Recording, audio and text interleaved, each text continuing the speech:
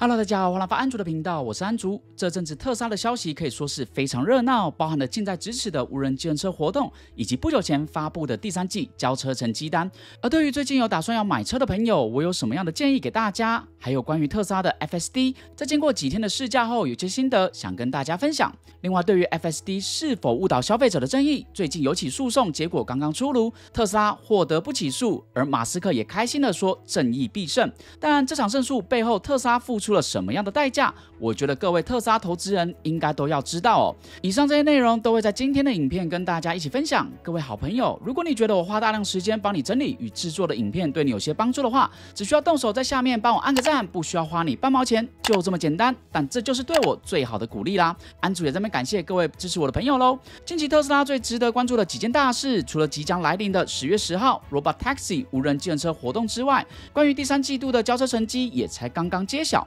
在上周的影片有跟大家分享过，华尔街分析师们的预估，当时的预估数字是在46万2千辆左右。最终结果出炉，其实这次华尔街预估的还蛮准确的，因为特斯拉在今年第三季总共生产了46万9796辆的电动车，交车数则为46万2890辆，比去年同期的43万5000多辆的交车量增长了 6.4%， 这是继今年连续2个季度销售同比下滑后，好不容易见到的增长季度。其中 Model 3与 Model Y 的部分占了极高的比重，交付的46万3千辆左右，有将近44万辆是 Model 3与 Model Y， 占了 95% 以上，剩下的近2万3千辆则是包含了 Model S、X 与 Cybertruck。所以各位可以想见，现在 Model S、X 真的卖的越来越少了。不过当交付成绩发布后，特斯拉股价却开始大跌，甚至今天在我现在录影的当下，都还在续跌当中哦。但奇怪，交付量不是好不容易有了正增长，怎么反而会开始大跌呢？其实这正好完美示范了短期的股价走向有多么难预测啊！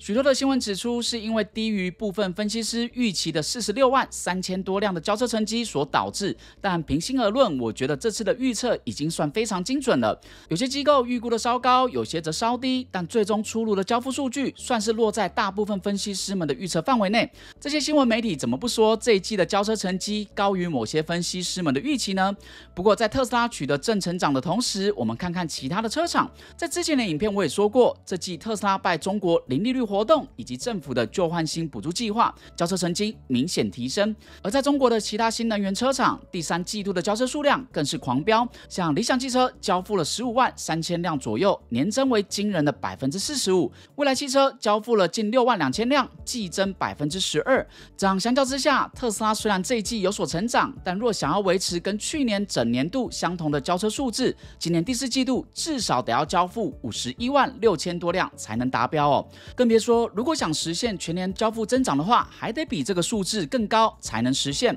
有鉴于特斯拉在第三季已经非常强力在促销，不管是中国的零利率以及美国这边的低利率，目前中国的促销方案继续延长到10月底，而美国这边低利率优惠虽然已经取消，但我预估如果特斯拉想要冲至少与去年持平的成绩的话，最重要的美国市场第四季势必会推出更诱人的优惠才是。所以各位在美国的朋友，如果想要买车的话，我会建议先等等，因为很有可能更大的优惠不久后就会出现了。但即便加大促销的力道，很有可能成绩也只是与去年持平，更别说万一销售不如预期的话，今年特斯拉有可能会缴出负成长的成绩单。这对过去年年看着特斯拉快速成长的投资人肯定很不习惯。而特斯拉是不是已经接近成长的天花板？我想这才是让投资人比较担心的问题。不过好消息是，随着美国开始进入降息循环，只要就业市场还稳健的话，这对所有的车厂都是好消息。另外，大家或许有注意到，中概股最近可以说是旱地拔葱，最主要当然是因为政府的救市政策介入。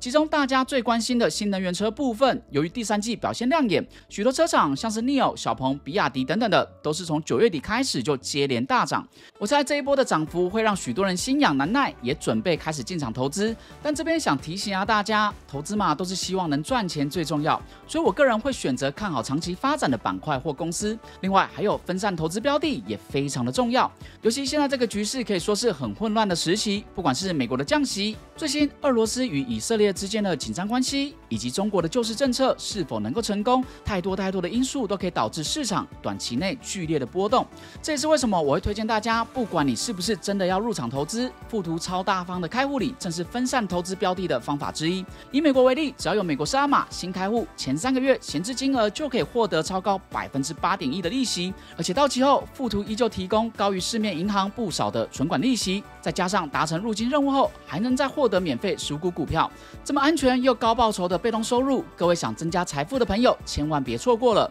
另外，对于加拿大与澳洲的朋友，富途也有很不错的开户礼送给大家，有资格的朋友赶快透过说明栏连结去申请，只要3分钟的时间，这大红包就能稳稳入袋啦。而在进入第4季之后，可以说特斯拉销售的压力依旧，但接下来大家会更聚焦在10月10号的 Robotaxi 发表会上，看看特斯拉是否能推出让人兴奋的产品。不知道各位在看影片的各位，你们心中对于特斯拉的无人计程车是什么样的画面？我很好奇这边有多少人相信马斯克过去几年所描绘的特斯拉的电动车不但会实现全自动驾驶，并且还能作为无人计程车使用，让各位的特斯拉能够成为增值的商品，可以帮你出门赚钱。而随着 FSD 从 Beta 版让北美的消费者可以亲身体验，到现在的 Supervised 需要监督的版本，顺带一提，最新版 FSD V12.5.4 的实际上路影片，我才刚跟大家分享。想要了解目前特斯拉 FSD 能力的朋友，可千万别错过这支影片哦。而每当我分享真实的驾驶体验，尤其讲到离真正的无人自驾还有段距离的时候，总是会看到有人说我是专业特黑，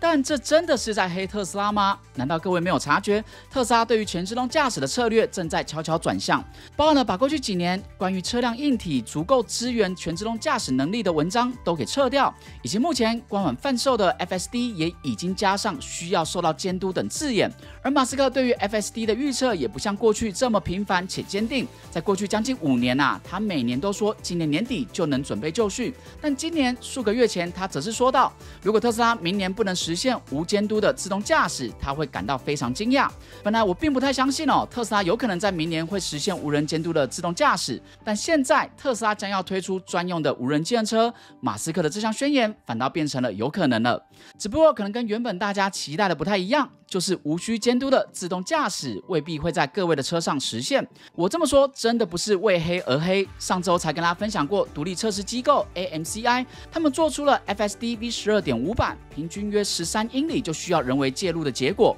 而他们对于 FSD 的评价则是令人印象深刻，但也因为使用的前几分钟的完美表现，反而会让驾驶过于相信这套系统，即便是以测试心态在做操作的专业驾驶员，也需要非常专注来应付无法预测且瞬间发生的需要接管的情况。非常碰巧，关于这间机构评测的数据与结论，在我上支试驾影片中正好100%完全吻合。在整段路短短10英里左右的试驾过程，除了停车场起步可能因为镜头视线不足的关系，得要我帮个小忙之外，其他时候表现可以说是非常完美。直到上了高速公路时这个匝道的红灯，它竟然直接给我闯了过去。这边是有匝道管控的，我们看他什么时候踩下刹车。他没踩，哇，他闯红灯对不起，不要举报我真的来不及踩刹车，我以为他会踩结果他没有踩。讽刺的是，我回家看影片时还特别注意中控萤幕，它上面是有辨识出红灯的。而且说真的，当时我以为他会停车因为以前遇到匝道时，我还没有碰过他闯红灯的表现，所以哪怕我已经是在测试的心态下，但依旧没能来得及阻止这突然发生的误判。只能说还好后面不是跟着警车不然这么明目张胆的在他面前闯红灯，他罚单不开我要开谁呢？而在上支影片我也看到有观众在下面留言，他在学校区域因为使用 FSD 超速而被开罚单，所以我要再次提醒观众，各位在使用 FSD 时还是要非常注意路况。虽然跟以前相比，现在已经进步许多。说实话，大部分的时候我也觉得比以前还要更放松了。但不管是来自第三方评测机构，或者我上支分享的影片，各位可能要有心理准备，可能真的每10几英里还是会遇到一次需要人为介入的情况。虽然我上次是连介入都还来不及啦，但同时我也会看到有人会帮 FSD 说话，像是人类驾驶也会抢这种红灯之类等等的。但我觉得 FSD 驾驶起来是可以像人类，有些约定俗成的驾驶习惯，能够越接近人类越好。上次我也跟大家分享到，在左转时，他现在已经懂得提早汇入左转车道，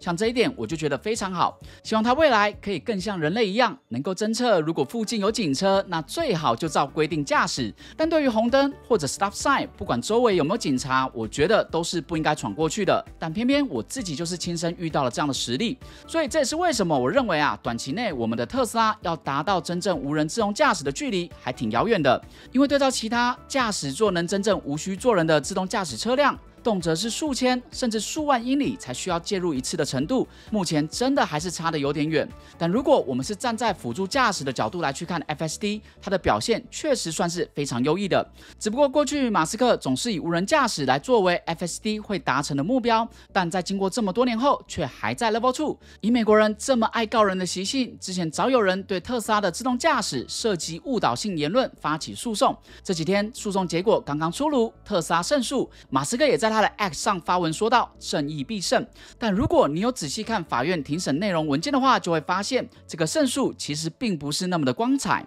因为特斯拉的律师辩护的重点是马斯克过去陈述的，不管是预计当年底推出等话语，都是企业用比较乐观的主义。他的律师这边直接用了 puffery 吹嘘、夸大这个字来形容，主张应该属于不可诉诸的言论。特斯拉宣称，马斯克对于 FSD 的说法是属于企业乐观主义的模糊陈述，所以无法被客观验证的。另外还有许多像是关于时间表或安全等声明特斯拉的律师也是以相同的策略，认为这些都是公司虽然夸大，但不应该受到起诉的乐观声明。总之，最后法官是同意了特斯拉律师的论点，但同时这也表示对于全自动驾驶的预测与说法，某个程度上是属于夸大或者吹嘘的。这可不是我说的，是特斯拉辩护律师们所提出的。有兴趣的朋友，我把完整的法院判决文件连结放在下方的说明栏。说真的，我是有点失望特斯拉的律师用这样的论点来辩护，我更希望他们是可以提出特斯拉已经做了哪些努力，但遇到了什么样的困难或者瓶颈，